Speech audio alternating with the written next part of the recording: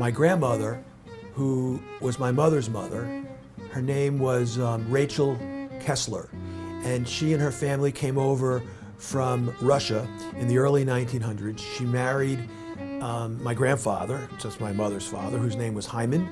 They lived in Philadelphia. They both worked at a very famous then kosher dairy restaurant on 7th and Girard in Philadelphia. It used to be very famous, called the Ambassador Restaurant. My grandfather was a waiter. My grandmother was one of the chefs there, and they moved in with us. We lived in Merrick on Long Island, and so they moved in with us when I was around 10 years old. So let's say 1959, 1960-ish. They moved in with us. My grandfather had a stroke. My mother did not want him put into any kind of a home, so they moved in with us when I was around 11 years old. So my grandmother was a very unique character. Probably for 60 years of her life, she smoked 2 packs of Camels a day, and those were not filters. Camel cigarettes, the straight tobacco cigarettes.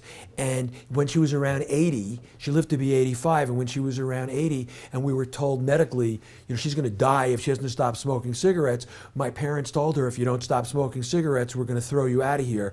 But she didn't stop. What she would do is she would sneak up into the attic, the 3rd floor of the split-level home where no one lived. The attic was empty up there. She would sneak up there and smoke her cigarettes, and we would see her. We'd go out in the driveway and watch her roll the cigarette butts down into the drain pipe and do things like that. So she basically, if you could imagine, I'm an only child. I have all my friends coming over all the time, and it was almost like she was spying on us. She would appear and find us doing all the bad things we could do. So my Irish friend Eddie McCann, and my Italian friend Pete Siccoso named her the Hawk, because she would swoop down on us and find things that were going on, and then she'd leave. In fact, we had a poodle, this little gorgeous toy poodle whose name was Missy, and it really appeared to us that the dog used to come down first, and the dog would run back upstairs to my grandmother, then the Hawk would come down, and we'd get busted for whatever we were doing that was wrong all the time. My grandmother would do things like, we'd sit at dinner and she would say, 100% of the country had snow today. And so if my father or mother would say to her, Mom, that's not possible, she would say, don't tell me, I'm not crazy. Like I remember that there was one time when we that had a basement, which of course we don't have very many basements here in Jacksonville or anywhere in Florida because of the water that would come in. But we had a basement, and so I think around my junior year of high school, I couldn't really deal anymore with living in the bedroom next to her. So I moved myself down into the basement and set up my own little world down there with a mattress and my own little telephone. So we decided, my friends and I, to paint the basement, the knotty pine, to paint it white.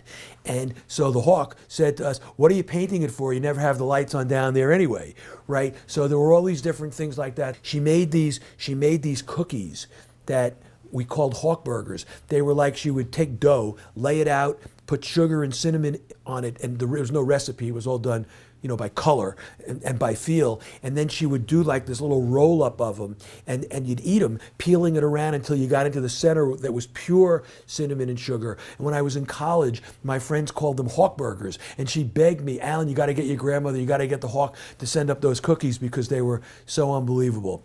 And so in my bedroom, when I was living on Long Island in that bedroom, because of the carpet in the hall, in the hallway outside of our bedrooms, you couldn't close my bedroom door all the way, and so there was a crack.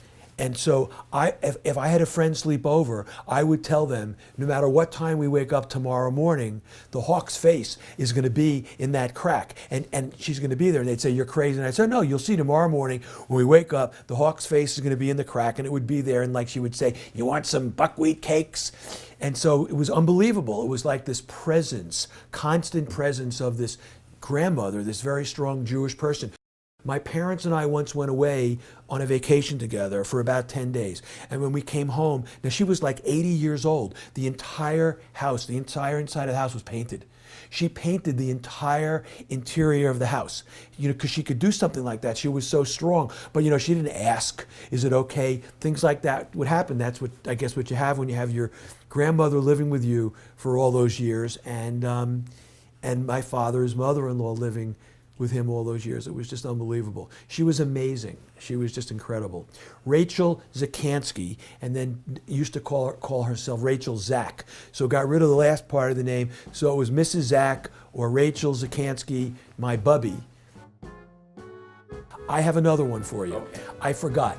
I told you earlier that Eddie McCann and Pizza Cozo named her the Hawk because of her ability to swoop down. So this is very, very funny.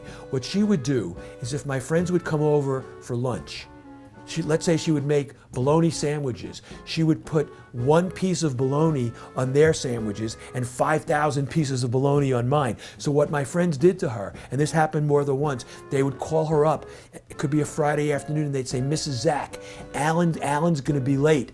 We're gonna meet him, we're all going out, and we're not gonna have a chance to get dinner. So we need you to make 3 bologna sandwiches on him for Alan, and put all the bologna, all the slices of bologna in the world on them, and give us the cookies too, and then they would go out and eat them.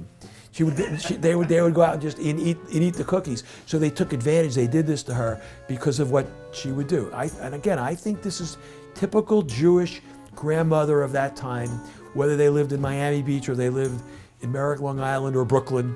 It was classic. I don't know that we're getting that, that heavy Jewish dynamic. It's almost like a Jewish brainwashing that we got from that generation. I don't know if it happens today in quite the same way.